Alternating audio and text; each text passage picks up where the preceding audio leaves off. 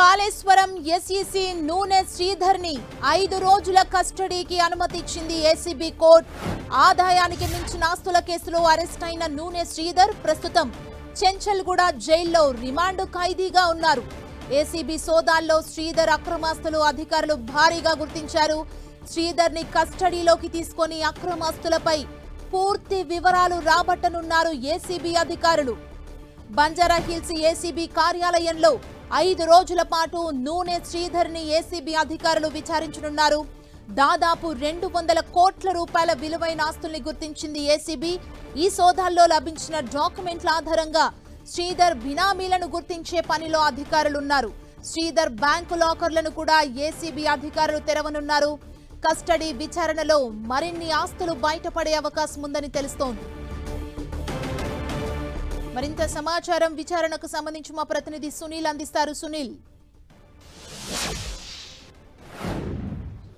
ఆదాయాన్ని మించిన ఆస్తుల కేసులో కాళేశ్వరం ఎగ్జిక్యూటివ్ ఇంజనీర్ గా పనిచేస్తున్నటువంటి నూనె శ్రీధర్ పై ఈ నెల 11వ తేదీన దాదాపు 13 చోట్ల ఏసీబీ అధికారులు ఏకకాలంలో సోదాలు చేశారు. దాదాపు 200 కోట్ల విలువైనటువంటి చిన్న ఆస్తులను కూడా ఏసీబీ అధికారులు గుర్తించారు. ప్రస్తుతం శ్రీధర్ రావుని కోర్టులో ప్రొడ్యూస్ చేసిన తర్వాత 14 రోజుల జ్యుడిషియల్ రిమాండ్ చెంచల్గూడ జైలుకు తరలించింది.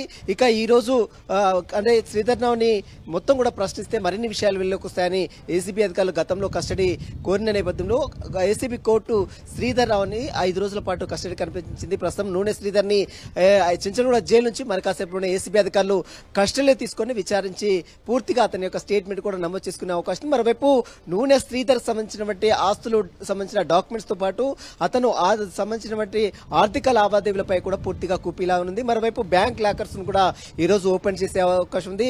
ఇక నూనె శ్రీధర్ కి ఎవరెవరు సన్నిహితంగా ఉన్నారు, ఎవరెవరితో ఇతను టచ్ లో ఉన్నట్లు కూడా ఏసీబీ అధికారులు గుర్తించారు.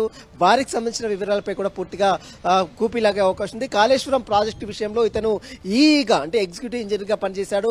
ఆ తర్వాత ఇప్పుడు చొప్పదండిలో ఈగా పనిచేస్తున్నటువంటి నూనె శ్రీధర్ గతంలోనే సంబంధించిన ఇరిగేషన్ ప్రిన్సిపల్ సెక్రటరీ ట్రాన్స్ఫర్ చేసినప్పుడు కూడా బదిలీ చేసినప్పుడు కూడా అక్కడే ఉంటూ మేనేజ్ చేస్తూ ఇంకా అక్కడే చొప్పదండిలో పనిచేస్తూ ఉన్నాడు. దీనికి సంబంధించిన వివరాలపై కూడా పూర్తిగా ఆరా తీసే అవకాశం ఉంది. నూనె శ్రీధర్ కి సహకరించిన వ్యక్తులు ఎవరు అన్న దానిపై కూడా ఏసీబీ అధికారులు పూర్తిగా కూపీలాగే అవకాశం ఉంది. బ్యాంక్ లాకర్స్ అంటే ఇప్పటికే దాదాపు 200 కోట్ల మేరకు ఆస్తులు గుర్తించినటువంటి ఏసీబీ అధికారులు వారికి సంబంధించిన డాక్యుమెంట్స్ తో పాటు వారికి సంబంధించిన బ్యాంక్ లాకర్స్ కూడా ఈ రోజు ఓపెన్ చేసి 5 రోజుల పాటు సుదీర్ఘంగా ఓపెన్ చేసి వాటన్నిటికి సంబంధించిన వివరాలపై కూడా పూర్తిగా కూపీలాగే అవకాశం ఉంది.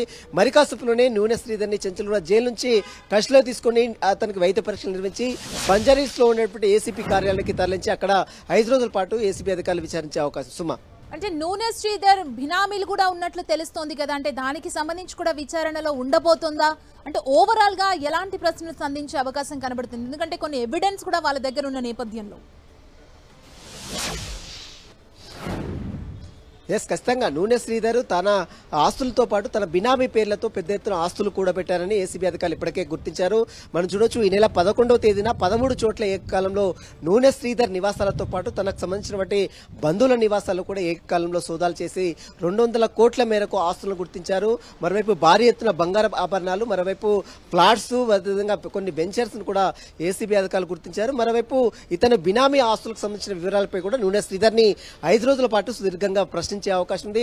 వీరితో పాటు బ్యాంక్ లాకర్స్ సంబంధించిన వివరాలు, గతంలో అతను పనిచేస్తున్నటువంటి ప్లేసెస్ లో ఎవరెవరికి ప్రాజెక్టులు అనుమతించాడు, ఎక్కడెక్కడ డబ్బులు ఇతను దండుకున్నాడు, వీటన్నిటికి సంబంధించిన దీని వెనుక నూనె శ్రీధర్ వెనుక ఉన్నటువంటి అసలు సూత్రధారులు ఎవరు, పాత్రధారులు ఎవరన్న కోణంలో కూడా ఏసీబీ అధికారులు నూనె శ్రీధర్ ని 5 రోజుల పాటు సుదీర్ఘంగా ప్రశ్నించి అతని యొక్క స్టేట్మెంట్ కూడా నమోదు చేసుకునే అవకాశం ఉంది. థాంక్యూ సునీల్.